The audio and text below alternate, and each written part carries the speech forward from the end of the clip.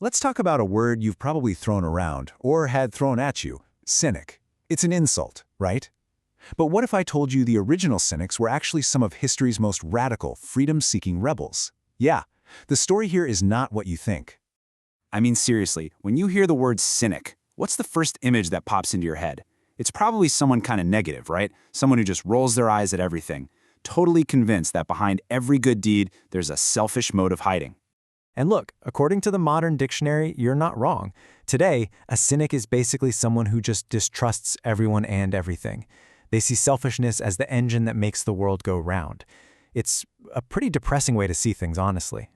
But, and this is a really big but, the people who started this whole philosophy, they would look at our modern definition and have no idea what we're talking about. For them, cynicism wasn't about being negative. It was about being free. To really get what they were about, we have to go way back. We're talking 4th century BCE to meet a guy named Diogenes of Sinope.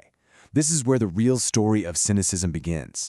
Now, Diogenes had this absolutely wild fall from grace. He starts out as a banker's son, living a pretty comfortable life. But then he gets busted in a huge counterfeiting scandal with his dad. And the punishment is brutal. He's stripped of everything. His citizenship, his money, his home, gone. He's exiled, a man with literally nothing. And right there, at his absolute lowest point, he has this incredible revelation. He thinks, wait a minute, if I've lost everything society says is important, maybe those things were never important to begin with. And out of that ruin, he builds this entirely new philosophy. The core idea is simple, but it is so profound. True freedom isn't about winning society's game. It's about refusing to play. It's about rejecting what everyone else thinks you should do, ignoring the endless chase for money and status, and just living, simply. In a world totally obsessed with reputation and wealth, this was a full-blown rebellion. And Diogenes didn't just preach this stuff, he lived it. I mean, he actually lived in a big ceramic jar in the middle of Athens. He owned nothing but a cloak. He would publicly mock the most powerful people in the city.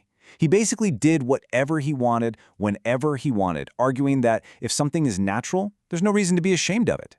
The people of Athens were, as you can imagine, completely shocked. They started calling him Aikion, which is the Greek word for dog, because he lived so shamelessly, so like an animal. But Diogenes, he loved it. He leaned right into the insult. He said, yeah, like a dog.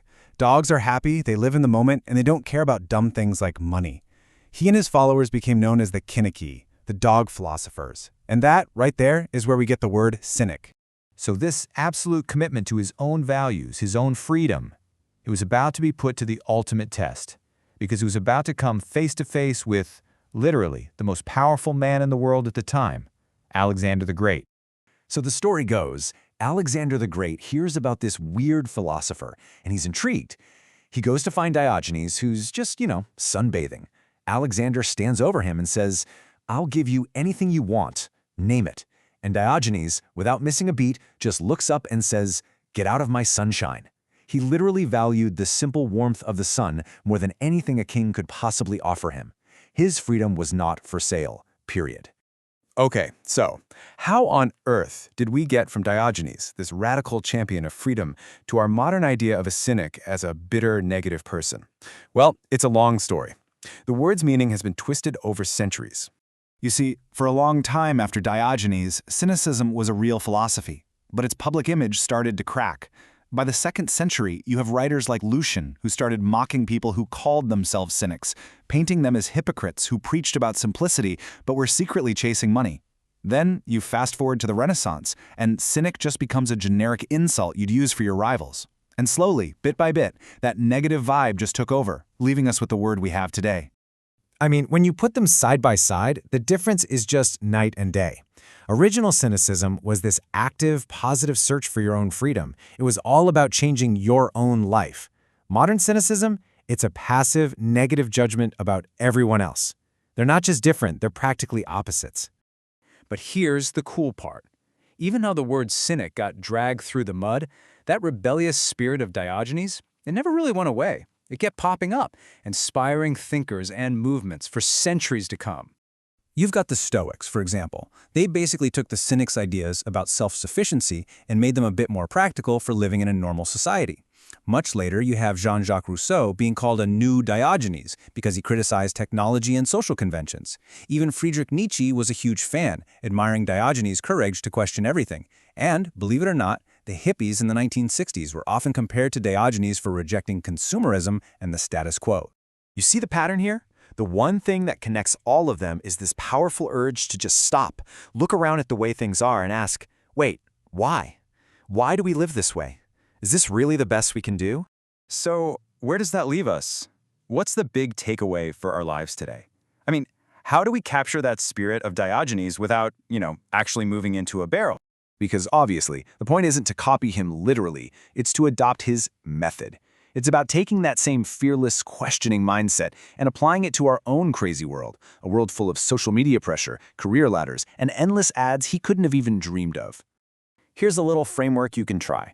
First, just pick a social rule you follow without even thinking about it. Could be anything, the pressure to buy the latest gadget, the idea that you have to work a certain type of job, whatever. Step 2, ask why. Why does this rule exist? Who actually benefits from it? And then, step 3, the most important part. Ask yourself if following this rule actually lines up with what you truly value. Not what your parents value or what social media values, but what you value. That's really what the original Cynic philosophy is all about. It's a challenge, and a pretty simple one. To think hard about what is truly valuable in your life. So, I'll just leave you with this question to chew on.